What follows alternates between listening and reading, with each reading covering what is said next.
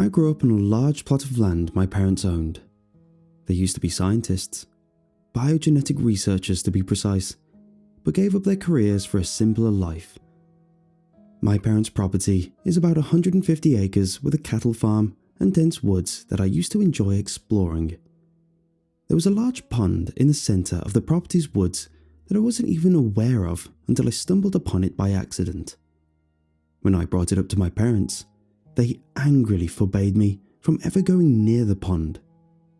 My parents seldom got mad, but were no nonsense when they did, so I heeded their warning.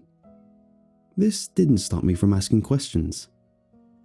"It's dangerous," my father said when I asked him one day. "That's where your brother drowned." My older brother, Daryl, died when I was 3 years old. I was previously told he drowned, but didn't know it happened on our own property. My parents have a lot of pictures of Daryl. He's easy to identify most of them because of the army action figure he always had, which was his favourite toy. "He took it everywhere with him," my mother said the one time I brought it up while going through a family album. "He was so attached to that toy. We got it for him one Christmas when he was 5 years old." That was all she could say before getting choked up, after which I changed the subject. I seldom brought him up afterwards because I hated seeing my mother upset. Although I was still relatively young, when putting everything in perspective, I couldn't fathom what it must have been like for a parent to lose a child, nor the pain it caused my parents. My curiosity about the pond intensified when I learned my father, who I would periodically catch taking cattle into the woods, was drowning them in the pond. My mother said it was a necessary part of farm life, but assured me that he did it humanely and only to the old, sick, or dying animals. She also mentioned the pond had a population of large catfish that fed on the carcasses, which my father planned on harvesting. Despite their reasoning, I speculated my father's practice of drowning cattle was a mean of coping with my brother's death. I never brought this up, however, since I knew people coped with tragedy differently, even if it only made sense to them, and didn't want to upset my parents. I ultimately accepted my parents' rule about the pond, the tragic event that occurred there, what it was presently being used for, and moved on with my life. That all changed one night when I was 15 years old. My parents were vacationing and I had the house to myself. It was their second night away and I was settling in to watch a movie in the living room when I heard a knock at the glass sliding door. I turned to see my friend Aaron standing outside, who held a case of beer that he slowly lifted and started playfully shaking with a goofy grin across his face. Smirking, I walked over and opened the door. "Did any of the neighbours see you?" I asked as Aaron quickly scampered inside, setting the beer on the kitchen table. "What neighbours?" Aaron asked jokingly as he set out 2 beers and put the case in the refrigerator. "Your closest one is literally down the block." "They still could have seen you walk by," I replied conscientiously. "They know my parents are away and have been checking in on me." Aaron chuckled as he tossed me a beer. "We're fine. I didn't even pass a single car when I walked over." Being a typical teenager, I still dabbled with drinking and other recreational substances, but was considered the paranoid one among my friends.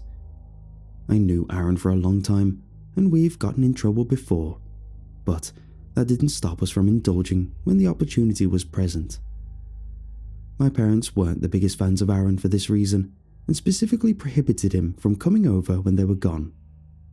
We were teenagers, of course, so it didn't stop us from doing it anyway, which I think my parents knew and were letting slide as long as there weren't any damaging ramifications. We spent the night drinking beers, watching movies, and playing video games. Aaron managed to swipe a few cigarettes from his parents' pack, which we smoked outside, making sure to have ample time in between each one so they would last the night. We were on our final cigarette around 1 in the morning and finished every single beer, so we were steadily drunk. We were about halfway done with a cigarette, which we shared, when Aaron made a bold and daring proposition. "Are you still not allowed near the pond?" Aaron asked, gesturing towards the pond's direction with his head. "I don't even think I will be when I'm a grown-ass man," I replied after taking a drag from the cigarette. "It's just something I've accepted at this point. No use in dwelling." A smirk formed over Aaron's face as he slowly turned to face me. "What's stopping us from going there right now?" he asked compellingly. I didn't say anything and took a lengthy drag, causing me to cough upon exhaling. "I promised I won't go near it. Plus my dad dumps cattle in there to feed the catfish. He probably doesn't want anyone messing around there because of that." "Have you ever seen one?" Aaron asked, finishing the cigarette and flicking it into some bushes. "It's a long-term project," I replied. "He's growing them for 10-15 years before they're harvested. Apparently, they're worth a lot of money when they reach a certain size and weight."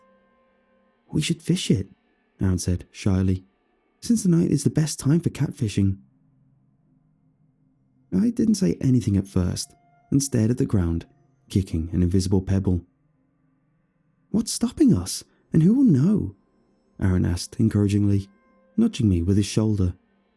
"What your parents don't know won't hurt them." It took a few minutes of convincing, but I eventually caved and agreed to take him to the pond. After disposing of the empty beer cans, we grabbed 2 fishing rods, my tackle box, a flashlight, and hot dogs for bait. I was admittedly nervous about going to the pond, more so because it would be my first time seeing it up close, and did feel some guilt about breaking what seemed like my parents' most important rule. During the walk, I did put the whole situation in perspective and concluded my parents' reasoning was emotionally motivated. There was nothing dangerous about what we were doing, and I ironically swam for my school, so drowning was the least of my worries. Upon arrival, we were greeted by a fence comprised of wooden posts and barbed wire that encircled the pond. I didn't remember a fence the last time I cast my eyes on the pond, which my father must have built fairly recently. "I guess your dad's really serious about keeping anyone from going near it," Aaron commented as we started looking for a way to surmount the fence. After a few minutes, we discovered a section where a tree had fallen onto the fence, giving us easy access. Upon crossing, a feeling of knotty anticipation formed in my stomach as I approached the shoreline and shined the light onto the pond's calm, inky black surface. The water was completely placid, like it was frozen in time. The pond had somewhat of an oval shape, with patches of brush and reeds scattered along the shoreline. We spotted a rectangular platform on the water, where we set up shop and started stringing our poles. After briefly arguing about bobbers or having our bait sink to the bottom, Aaron used a bobber, while I went with the latter method. After a half hour of no action, we recast in different areas, but quickly grew bored and started debating over whether we casted far enough and if hot dogs were adequate bait. In the midst of our discussion, my cell phone started ringing, and that knotty queasiness in my stomach returned when I saw my father was calling. Aaron and I both exchanged panic looks before I gestured for him to be quiet and hurried off the dock before answering. "Is everything okay?" I asked quickly, becoming increasingly nervous for why my father would be calling this late. All I heard were the muffled gargled sounds of a crowd, along with unrhythmic tapping and scraping sounds. I could just make out my parents' voice in the background, who sounded like they were conversing and laughing. After calling out for my dad a few more times and getting no response, I realized what was happening and giggled. "Pocket dial," I whispered to myself after exhaling deeply and flipping my phone shut. I chuckled as I returned to the dock, where Aaron stood nervously. "He pocket dialed me," I replied, rubbing my stomach to try curb my growing queasiness. Aaron released a lengthy sigh of relief as he started reeling in his line back, despite casting moments earlier. "I think I'm going to follow your lead and let my bait sink to the bottom," Aaron said as he motioned for the tackle box, which I slid over towards him with my foot. I looked down at my pole, whose line was straightened, but showed no signs of movement. "Just don't cast in the same place as me," I replied, pointing in the direction where I cast my line. "You okay?" Aaron asked with a half smile across his face. "You look like you're about to puke." I was trying to ignore my intensifying nausea, but reached the point where I'd coat the dock with my vomit if I so much as opened my mouth. Tightly pursing my lips, I nodded affirmingly to Aaron, who started laughing as I sprinted off the platform, stopped about 15 or 20 feet away, and violently regurgitated my stomach contents.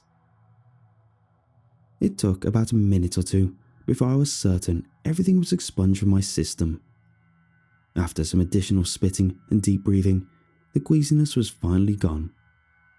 I admittedly was a bit of a lightweight with drinking, and in addition to being the paranoid one, was also reputed as the puker when we parted.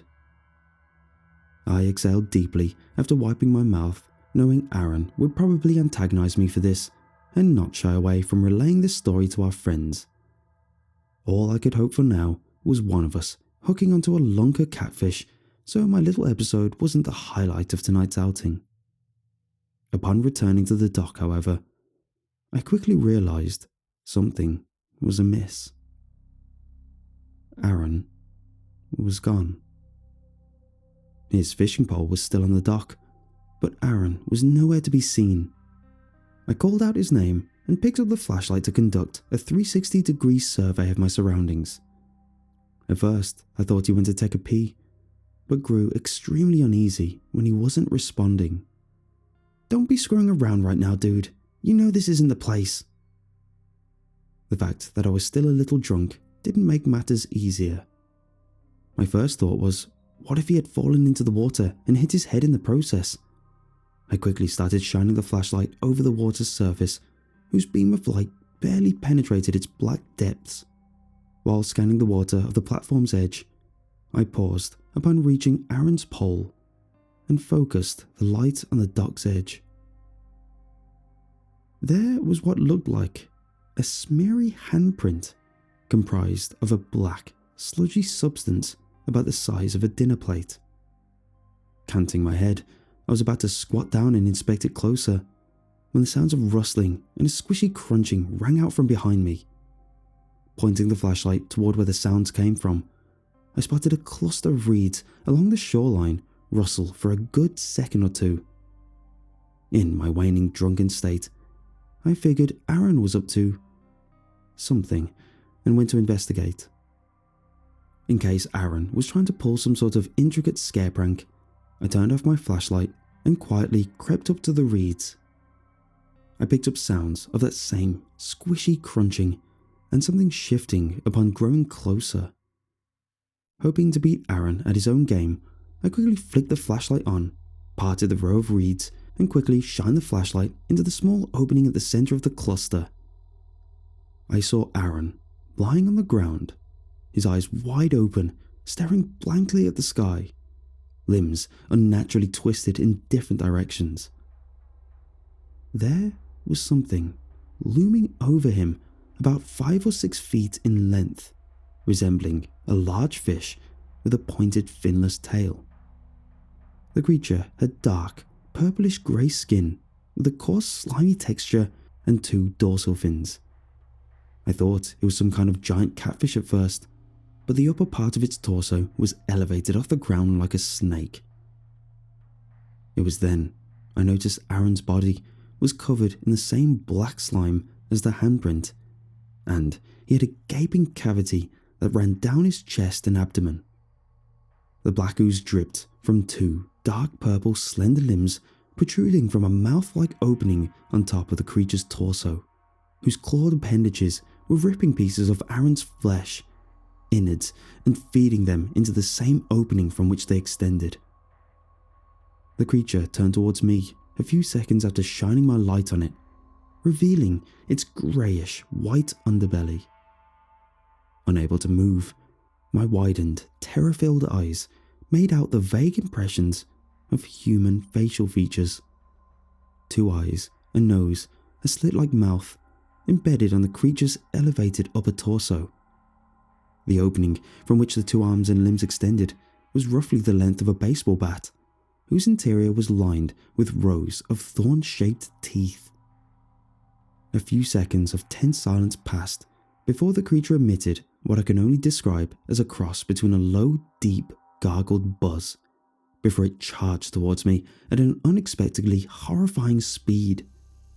Shrieking loudly, I sprinted the fastest I've ever run until I reached and scrambled over the down section of fence. Using my adrenaline-fueled instincts, I raced back to my house, not looking back until I burst into my house and locked the door. Panting and perspiring heavily, my head was spinning and my heart felt like it was beating through my chest. Struggling to process what just happened, I started to sob until a strong wave of nausea swept over me, after which I threw myself over the kitchen sink and started profusely vomiting. I don't remember much else afterwards, aside from sitting on the kitchen floor and staring out blankly until eventually falling asleep. I woke up to the sounds of pounding rain the next morning. Along with a splitting headache, I was still in a slight degree of shock. The rain ceased around noon, and for the sake of confirming everything I'd seen the night before, I reluctantly returned to the pond. The fishing poles and tackle box were still there, but the black sludgy handprint had been washed away by the rain. I checked the cluster of reeds where I discovered the creature and Aaron's body to see both were also gone. There weren't any traces of me or Aaron ever being at the pond that night, which felt both reassuring and unnerving. I spotted something I didn't notice the night before as I surveyed the pond. Animal bones and hides that were scattered along the shoreline. I pondered a morbid truth upon noticing this gruesome detail. Was my father using the cattle he brought here to feed this creature? It now made sense why my parents didn't allow me to go near the pond. There was no way I could tell them what happened, but it put me at ease knowing any signs of me and Aaron being there were washed away by the rain. Fortunately, it stormed again later that day to extinguish any footprints I might have made upon returning. Aaron always snuck out of his house, so nobody knew he came over that night. Although they noted I was being relatively distant, my parents didn't suspect anything when they returned. Aaron's parents reported him missing 2 days later. The police even came over to my house to question me about my friendship with him and if I knew where he could have gone. Despite the boiling guilt beneath my skin, I denied knowing anything about his potential whereabouts. Aaron was obviously never found, and his disappearance sparked a small wave of hysteria that a kidnapper might be prowling the area. About 10 days passed. It was a Saturday morning, and my parents left before I had awoken for a day trip. It was a little after 11 by the time I woke up, and something looked out of place when I scanned my room. I couldn't put my finger on it at first, causing me to get out of bed and take a closer look at my surroundings. My eyes stopped at my window when I realized what the anomaly was. My blood ran cold. There was a vague handprint on my bedroom window, which was on my house's first floor, comprised of a black slime-like substance. It's what was perched on the window's outside sill, covered in the same black oozy slime that sent a sharp chill down my spine. Although it succumbed greatly to the elements, it was clearly an army action figure, the same one my older brother had with him in all his photos.